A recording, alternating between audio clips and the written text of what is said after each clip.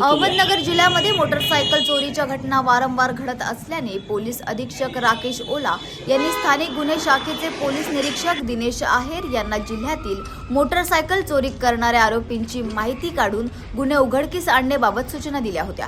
त्या अनुषंगाने अंमलदाराचे पथक तयार करून गुप्त माहितीच्या आधारे अनिल मोतीराम आल्हाट, हर्षद किरण ताम्हाणे, निखिल उद्धव घोडके सर्व श्रीगोंदा जिल्हा अहमदनगर असे असल्याचे सांगितले। त्यांच्याकडे मिळून आलेल्या विना नंबरच्या मोटरसायकल बाबत त्यांना विश्वासात घेऊन विचारपूस करता त्यांनी सदरची मोटरसायकल चोरी करून आणलेली असल्याचं सांगितलं। त्यानुसार ताब्यातील आरोपींकडे त्यांनी आणखी इतर मोटरसायकल चोरी केल्या आहेत काय याबाबत तपास करता यांच्याकडून खालीलप्रमाणे 13,70,000 रुपये किमतीच्या बुलेटसह 10 मोटरसायकल हस्तगत करण्यात आल्या आहेत। अहमदनगर जिल्ह्यातील चोरीस गेलेल्या मोटरसायकलचा शोध घेण्याकामी पोलीस अधीक्षक श्री राकेश ओला सर यांनी स्थानिक गुन्हे शाखेला आदेशित केलेले होते। त्याप्रमाणे हेड कॉन्स्टेबल फोलाने, अमोल कोतकर, भाऊसाहेब काळे यांच्या नेतृत्वामध्ये एक पथक तयार करण्यात आलेलं होतं।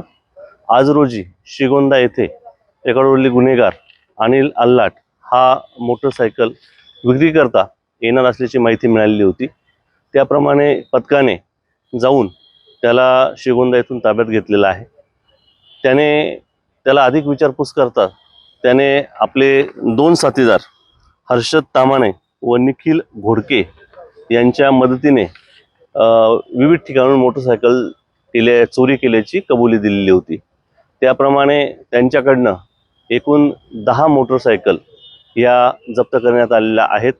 त्यामध्ये 5 बुलेटचा समावेश आहे।